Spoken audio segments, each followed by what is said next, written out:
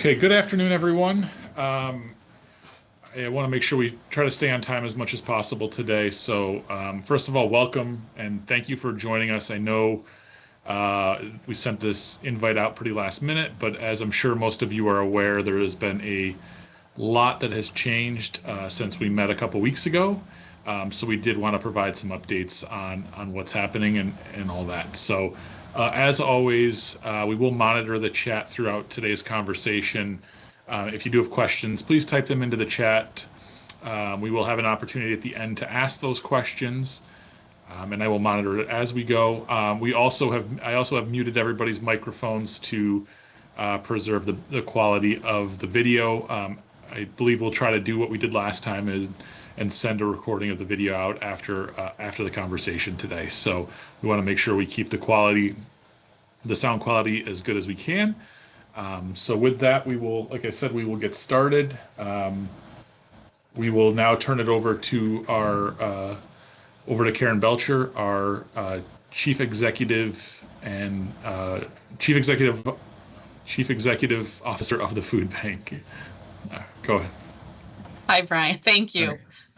Good afternoon, everyone. I think maybe there's some sighs of relief that the government has reopened after, I think it's 44 days that it was shut down.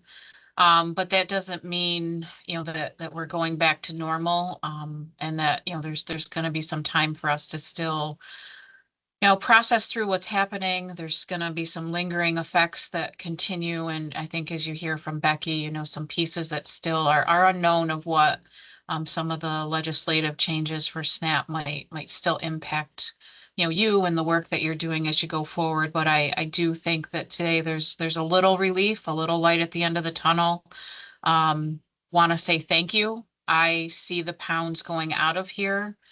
I think the first 12 days of this month, 1,051 pounds went out. That was 8 days worth of work. Historic, again, we haven't done that since June of 2020. So, puts kind of into context and perspective, just what the volume of the work. And I know you all know this because you're the front line, you're seeing the neighbors, you're the ones, supplying that food to them and to their families. So you're seeing this, when you're serving your communities. So thank you. It has been a long 44 days for sure. And there's still some unknowns, but I think it's important that we meet with you pretty regularly, probably over these next couple of months, just to make sure that we're updating you with the information that we have. And originally when we were meeting, it was really to talk about some of the pieces that we're going to share, but then it was like, okay, now we're reopening. So what does that look like as well? So I think Brian and Becky are going to give you some of that information as we move forward. So I want to start with some SNAP update information, and Becky will probably build on this, but at what we are hearing from OTDA, all SNAP benefits for November have been issued, and that would be for existing SNAP recipients, and all recipients that were already receiving SNAP benefits prior to November 1st, they all should have their benefits by today for November. Any new applicant that has been processed in November, their payments were released yesterday, and they should have those available to them by the end of this week. So that should hopefully start to see your lines shorten as these families and individuals are able to return to the grocery store and purchase their foods via that method currently, and hopefully it keeps them out of your lines for a little bit. WIC, what I would share is that we still, we're still hearing that this is paused. Our understanding from a couple of conversations is that if the government reopened by Saturday, which it has, that potentially HEAP applications may open by the 24th. I have not heard an update on that, so I wouldn't put any money on it, but there is the possibility that hopefully we will see that open soon. And I'm not sure if maybe Becky has a new update on that, so she may tell you more recent information here shortly. So As far as funding has been concerned, you all should have received your LIF funding if you were eligible for it. So that was the HIPNAP legislative add-on dollars. So if you're a HIPNAP or emergency partner, and you already had an agreement with us, these funds were just automatically deposited onto a grant for you, and you got notice of what that grant amount was. If you did not have a HIPNAP agreement signed with us, then we sent that to you and said, please sign this so that we can get these dollars onto this grant for you to utilize. I know that this money was very, very important and has been significant for all of you as you've been able to, purchase and get more product through the food bank into your programs to serve the neighbors recently. We've seen that because the 1.7 million that we allocated, 1/3 of that has already been used. So I believe now we may almost be over 700,000 of that 1.7 that you guys have been utilizing. So just speaks to the need and the demand and why it was important that the state got these funds to us, but even if they hadn't, we had planned on sending this money out to you so that you had it available to you. We're just glad that the state also saw the need for this to be prioritized and that we were allocated the grant funding sooner than anticipated as well. The other funding piece that has come out, obviously the governor's state of emergency and her 65 million allocation. We have received our notice of what our funds are through that. And currently how we are utilizing those dollars. We have been increasing some of the current work demands in programs like mobile food pantry, fresh foods, our senior programs, our school programs. So we have seen our lines increase in those programs like you have seen. So we've been increasing product on these programs so that the neighbors coming have availability of food. We also plan on over these next couple of months identifying a core number of items on our shopping list for all of you that will be free. So this will be very similar to Nourish New York, where you see the products on the shopping list and there is no cost. It will not be grant allocated. It will be more that, as these items are put on your invoices and invoiced out, the cost will be reduced down to zero. So we are, I think, just trying to determine what items those are, and then how do we alert you to the fact that these are the items that are going to be available to you at no cost, November and December.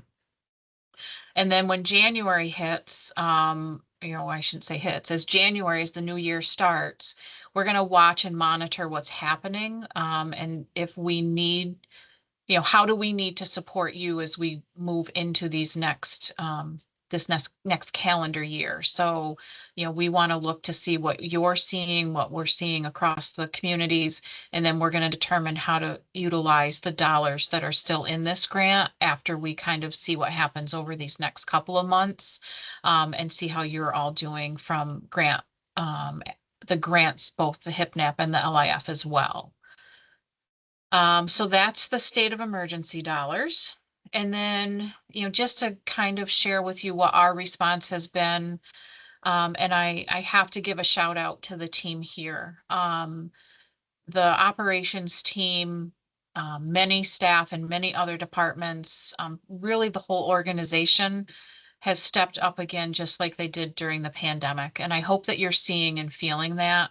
When this started happening and you saw your lines increasing and then those LIF grants got to you and you were purchasing more, our orders and the demand for food from us increased significantly. As I said, we just did over 1 million pounds in 12 days. We're probably more at like a 1.2, 1.3 or 4 million pound by the end of this week for, where we are just for the month of November. Again, historical in our work that we've done over these past 40 years. So, as always, this team with a smile on their face said, what more can I do? How early can I come in? How late can I stay? We can turn the alarm off so we can get in here and pick orders sooner. So the demand for our staff has increased, but they continue to come in, just like you and your teams are doing. So a huge thank you to them. So that's one of the things that's been happening, the team really stepping in and leaning in to this work again. We also have been getting a lot of requests for pop-up distributions or some distributions that some programs in the areas would like to do. So there is a process for us as we're determining whether or not those pop-up distributions will be supported through some of the food that we have.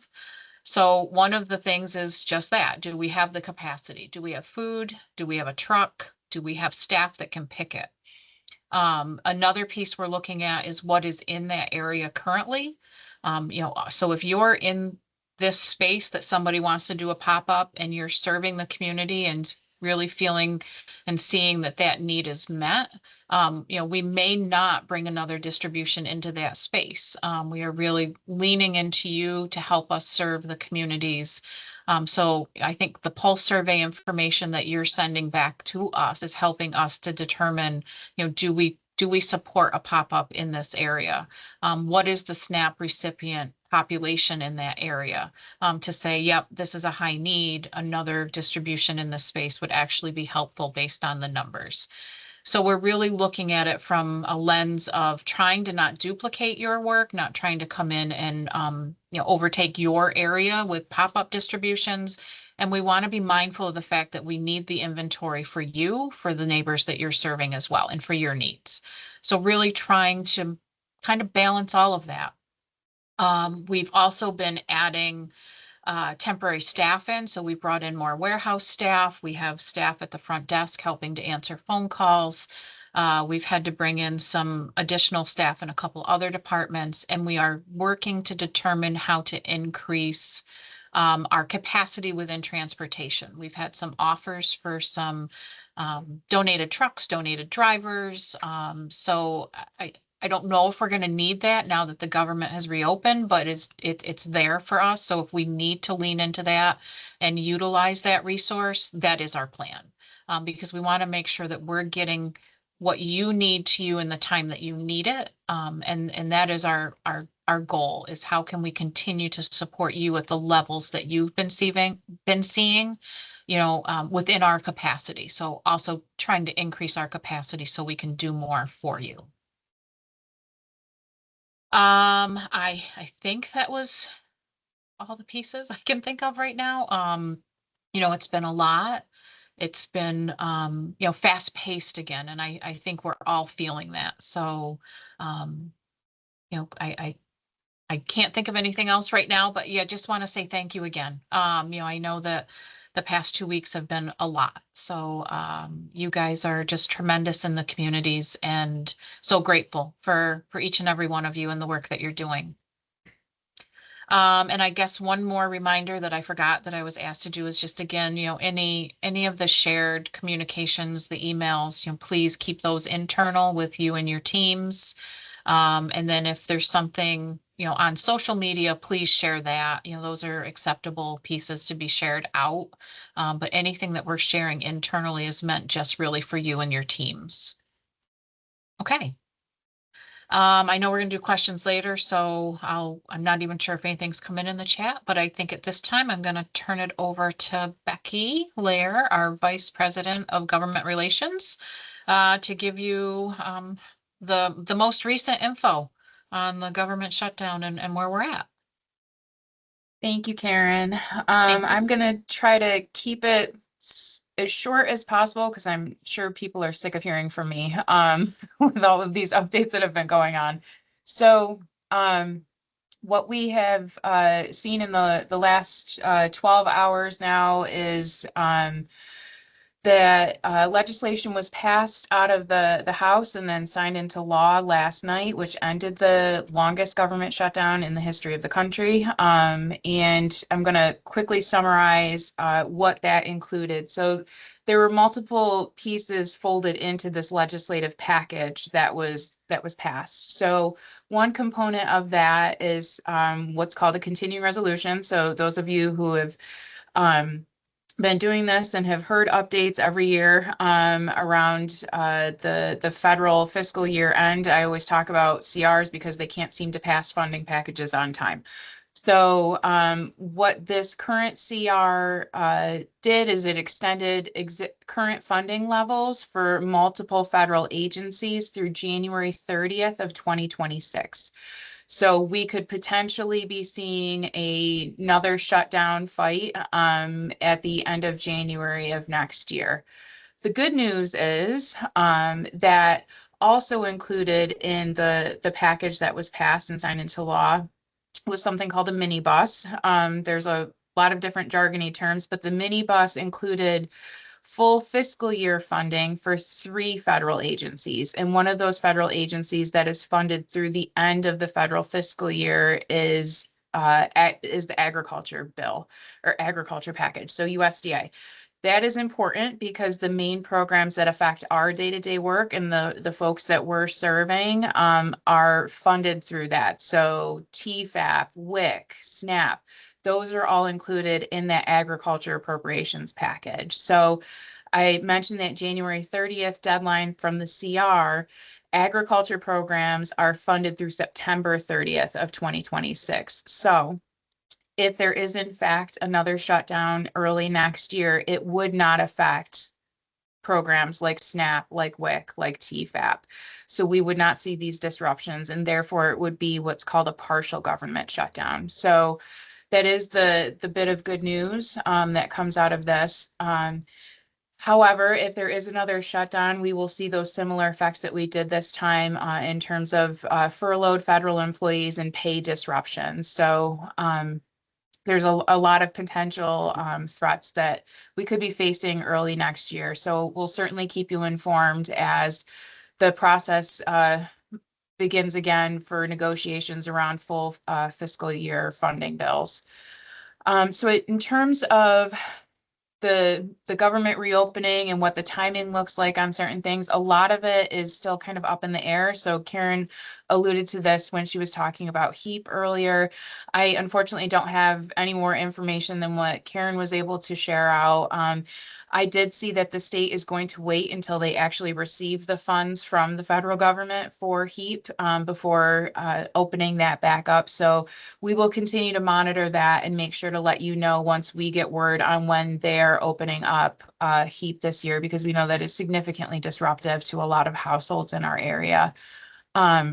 Same for the timing on when federal employees will receive their back pay. So for those that were furloughed and are federal employees and not contractors, they will receive back pay. The timing of that, it could vary by agency. So it could be as soon as a couple of days for some federal employees, but it could take a little bit longer for others. So again, that's another important disruption that will hopefully be alleviated soon. So as I get more information, we'll make sure to share this out and continue keeping you informed. Another component with all of the stuff that was happening with SNAP, if you were following it and we were trying to share these updates, there was a lot of back and forth. There was a lot of litigation and questions about what would happen with November benefits. There was the directive that at least partial benefits had to be issued, and then there were court cases, and then the state stepped in and made sure that full November benefits were funded. And there were still ongoing court cases. So along with the legal challenges, I did see earlier this afternoon that the administration has withdrawn its emergency request to the Supreme Court. So I don't fully know at this point if there is still the potential that the state could face penalties for paying out those November SNAP benefits, but I think the fact that that emergency request was withdrawn is probably pretty good news. But again, I'm going to wait until I get some more information around that. But I did want to share that update. So with all of this back and forth, New York State was in a different situation than several other states. Some states did not opt into supplying the partial benefits or weren't able to adjust the systems quick enough. Some states did not provide full SNAP benefits. So there are states right now that folks have not received any of their November SNAP benefits. So hopefully those are getting funded within the next couple of days. So if you're seeing some national media around that, I just wanted to give you that background context. So with all of that, we have participated in several different conversations and calls with the New York State Office of the Attorney General. And there have been instances in New York State where some SNAP retailers have been refusing to accept payment with folks' EBT cards. So I did just want to flag that if that is still happening, or if that does happen anywhere, that there is a method for folks to be able to report that to the Office of the Attorney General, because that should not be happening. So I will make sure to include that information in the chat once I'm done with my update. And make sure that folks know that those benefits are available on their card. Karen did a great job of walking through the timing of all of that. We want folks to use their SNAP. Their cards will still work, and their cards should be accepted at any SNAP authorized retailer. And then along with that, one of the other pieces I wanted to share in terms of an advocacy action that you can take, Karen did talk about sharing and spreading some of our social media messaging. Today we did a post thanking Governor Hochul for those additional dollars that were invested in making sure that our network has the foods that we need available. I will say elected officials don't often get thanks. So it's a good opportunity if you wanted to take an action step. It's an easy one. You can just share it. And you can add your own messaging to that as well, thanking the governor for stepping in. Again, this is not something that happened in every state. Not every state received these additional dollars that were supporting the emergency food network. So that's a pretty easy advocacy opportunity for you. And with that, I think that's the last of my updates. But again, we'll take questions at the end, and I'm going to turn it over to Brian McManus. Thank you, Becky. Thank you all for being here on this call. And I want to echo what Karen and Becky were saying to all of you. I really have to tip my cap once again. Your resilience and the effort that you put into getting food out is really, it was incredible and inspiring for us here to see.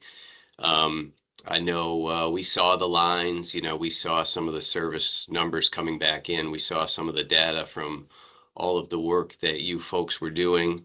I could say that we drove ourselves to try to do our best for you. And I want you to hear from me today that that's why we're here. We work for you, and we don't want to let you down, especially in times like this. So I really am grateful for the partnership that we have with what I consider the best partner agencies in the nation. So thank you.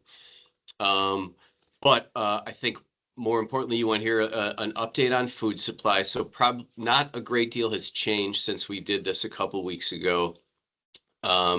We have structured our product acquisition strategy under the assumption that this SNAP benefits crisis would continue.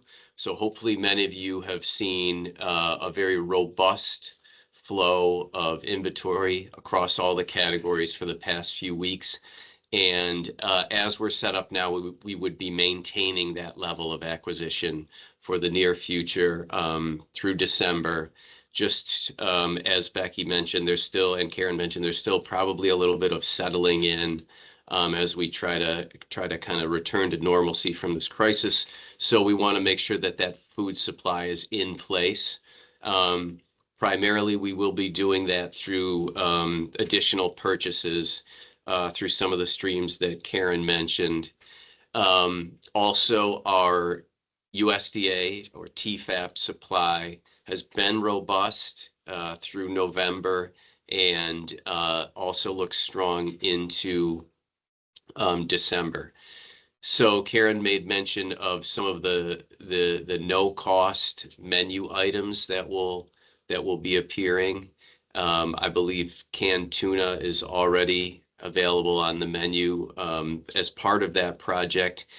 And so they will appear as purchased items, but they will be there will be a notation alongside them, similar to Nourish New York, where it says free state of emergency, I believe is what we're going to call those.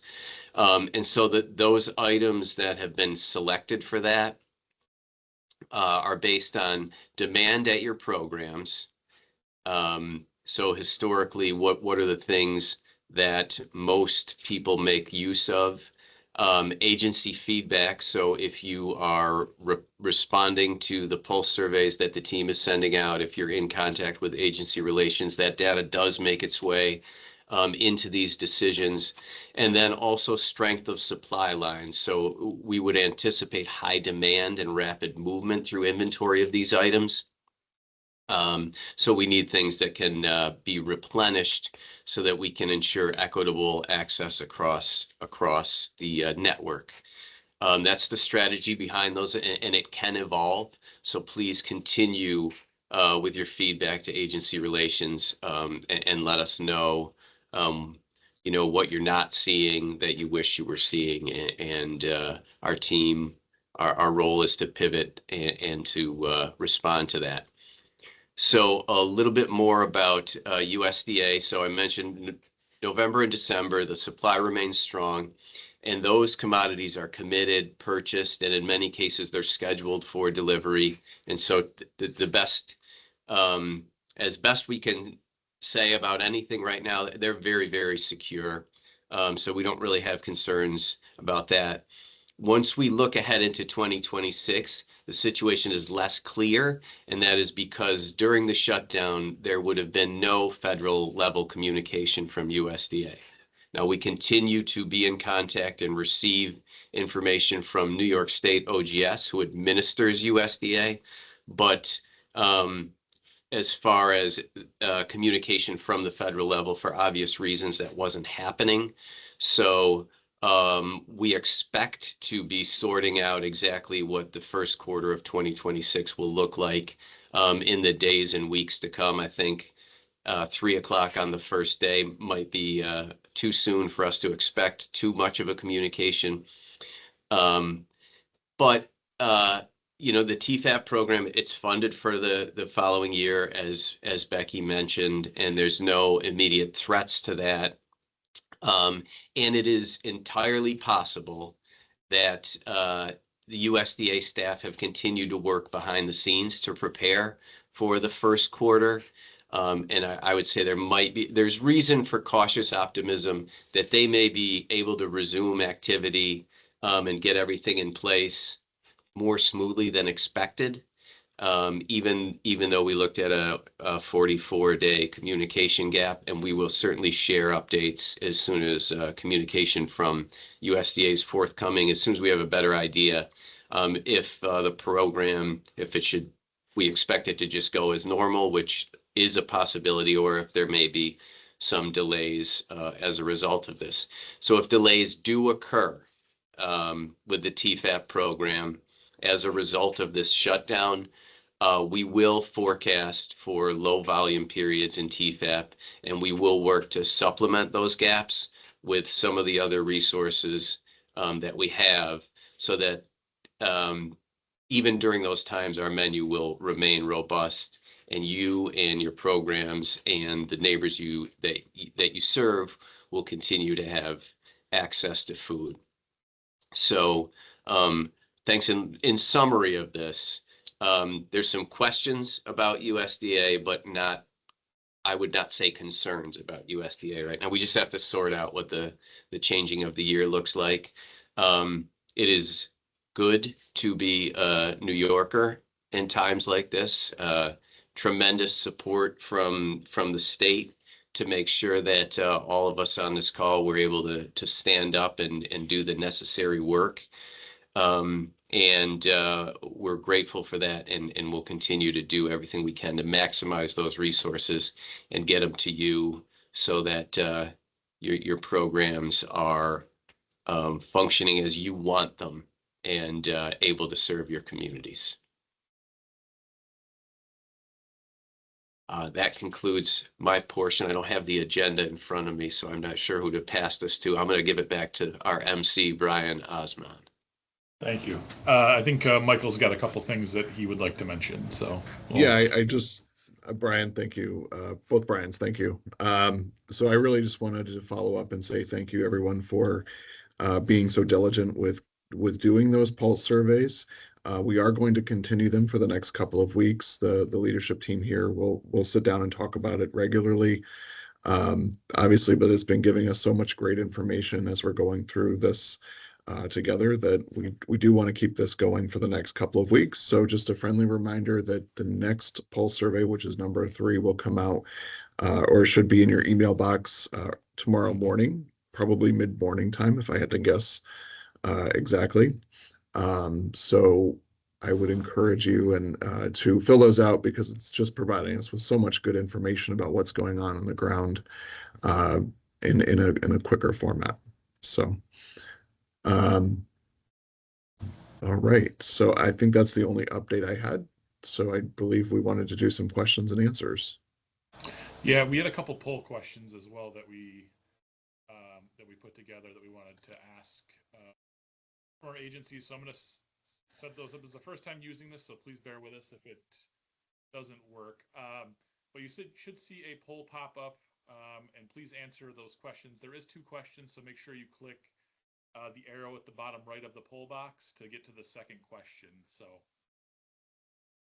and then we just want to get a gauge of what some of the programs are doing. If you've expanded your hours of service or anything like that, and also if you've had any impacts to your program to the extent that you were not able to serve folks because you didn't have food available or anything like that. So if everybody could answer those questions, please do that, and then we'll get to and if you have questions, please type them in. Questions outside of that, please type in the chat, or you can also raise your hand and we can unmute you, whatever you prefer. So we'll give everybody just a minute or two to answer. Looks like some responses are coming in, so.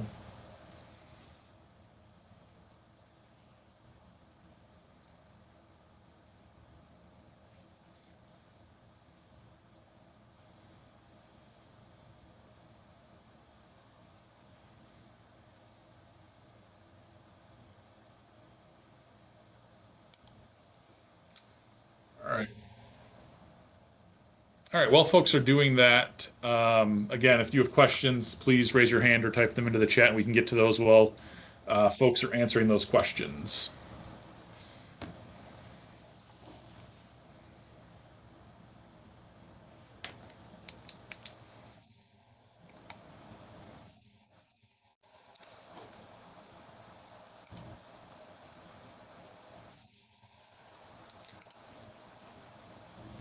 And if you can't view the poll, you might be able to do it I think it shows up in the chat box as well, but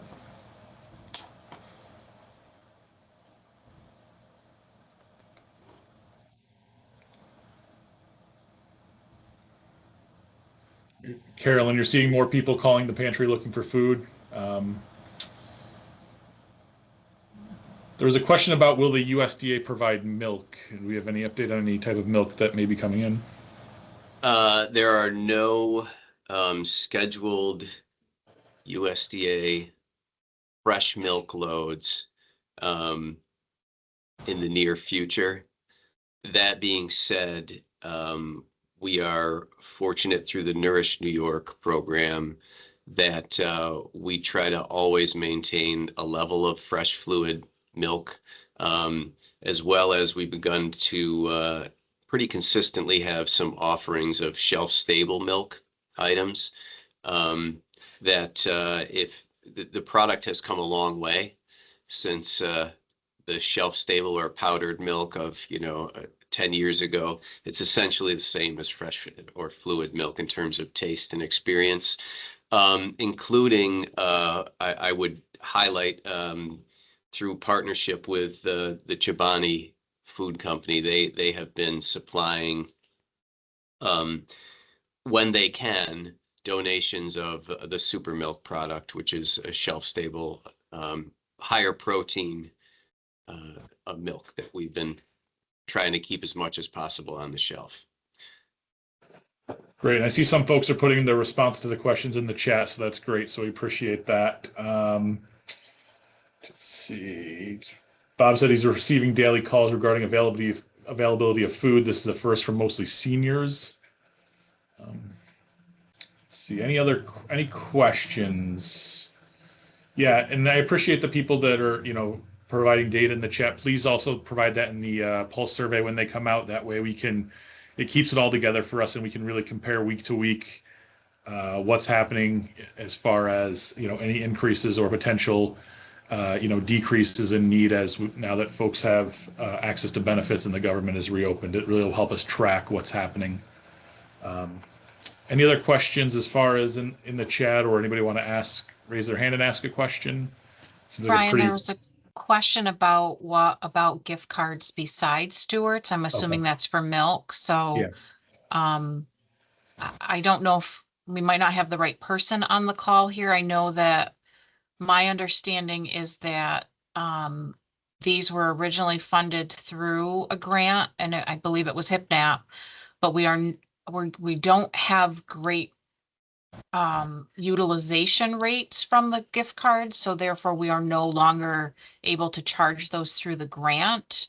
But I don't know, does anybody else, like Brian, do you know, are we ordering any other types of milk gift cards through like Burn or Upstate? We've traditionally had just Stewart's, but certainly that's feedback we can take and look into it and see how that would work. It's not every chain or supplier offers them the same way Stewart's does, and that's been a barrier in the past, but not something that can't be revisited.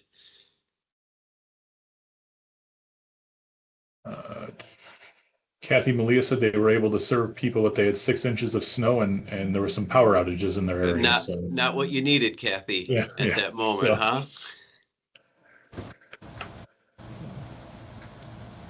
48 new families. Wow. I'll just throw in there while the comments are coming in that one of the feedback that we received from the Pulse survey is requests for more perishable or produce items. And so I will give you a tip for how to better access that. Don't try to order those things too far out from the actual delivery date of the food, because it won't last that long, so it won't go on an order for that. If you want to maximize the things that you're seeing on the menu being available for your delivery date, you want to do that much closer to that. Within 5 days is a good guideline. You can certainly place your entire order that short and make it one stop for you. That will be the most efficient way to ensure that when you're ordering, the products you're seeing are actually available. Looks like there was a question about availability of more culturally appropriate foods, and also more access to produce and green vegetables, somebody said in the chat as well. So yeah, I would say whatever the food item is, those Pulse surveys and your contact with agency relations, that's what gets it to the point where action can be taken. That's the best method for making sure that we're kind of gathering data and have an actual realistic concept of what's needed and what's desired. any other questions about anything that was shared today as far as, what we're seeing coming out of the government shutdown or anything like that? Again, if there's specific product questions, please direct those to agency relations and we can forward those on to procurement when we get them, as well as there is, you can also mention them in the Pulse survey and all that kind of stuff. So pretty quiet group today.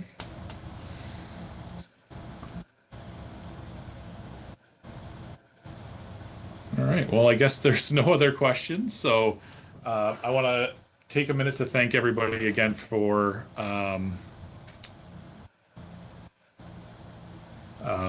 take a minute to thank everybody for attending today and thank everybody for what they've done over the past few weeks. I know it hasn't been easy, and you've seen an incredible amount of need. I've had conversations with a lot of agencies, and the need that they're seeing is truly incredible. But the work that you're all doing is inspiring and truly matters. So thank you for that.